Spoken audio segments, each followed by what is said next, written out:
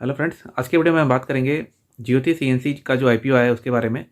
उस आईपीओ का हम पूरा डिटेल रिव्यू करेंगे, ठीक है। इससे पहले दोस्तों, अगर आप इस चैनल पर नए हैं तो चैनल को सब्सक्राइब जरूर कर लीजिएगा। देखिए, ज्योति सीएनसी की जो कंपनी है वो बेसिकली आई थी 1991 में, ठीक है। और इस कंपनी का काम है कि वो सीएनसी को मैन्युफैक्चर करती है और फिर इस सीएनसी मशीन्स को ये सप्लाई करती है, ठीक है। तो बेसिकली इसका जो कंपनी का, जैसे कि इस आईपीओ में ही लिखा है कि सीएनसी, तो बेसिकली इसका सारा जो काम है वो सीएनसी के ऊपर डिपेंड है।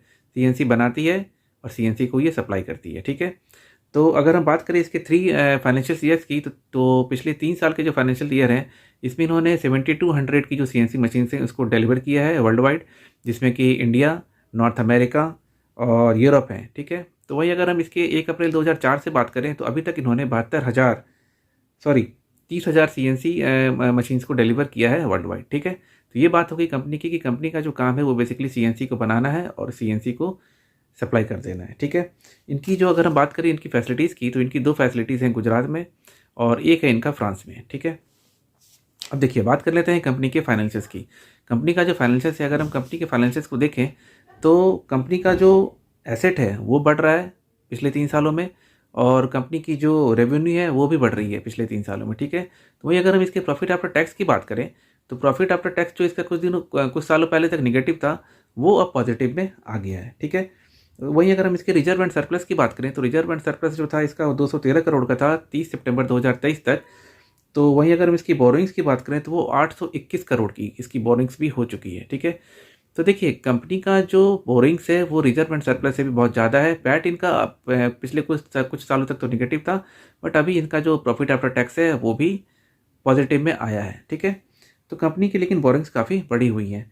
अब हम बात कर लेते हैं, अगर हम इसके पीई की बात करें तो ये 324 का इनका पीई चल रहा है, और जो रिटर्न ऑन कैपिटल एम्प्लॉयड है वो है 9.5 के आसपास की, जो कि बहुत ही कम है। वही अगर हम इसकी डेप्ट टू इक्विटी रेशियो की बात करें तो डेट टू इक्विटी रेशियो जो निकल के आ रहा है वो निकल के आ रहा है 10.17 का, जो कि बहुत ज़्यादा है। जैसा कि मैंने पहले ही कहा कि इस कंपनी की बोरिंग काफ़ी बढ़ी हुई है, ठीक है। अब हम बात कर लेते हैं कंपनी के ऑब्जेक्ट की।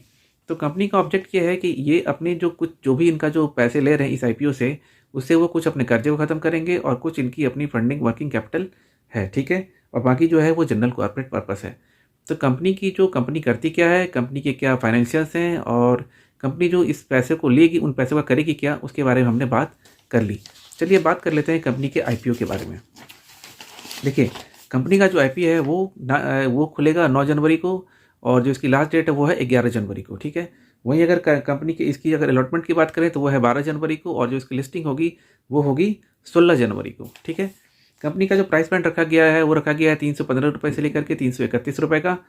तो वहीं अगर हम इसकी टोटल इशू साइज़ की बात करें तो वो है 1000 करोड़ का, और ये 1000 करोड़ का जो इशू साइज़ है वो पूरा का पूरा फ्रेश इशू है। फ्रेश इशू का मतलब है कि ये जो भी पैसे हैं वो कंपनी को जाएंगे, ठीक है।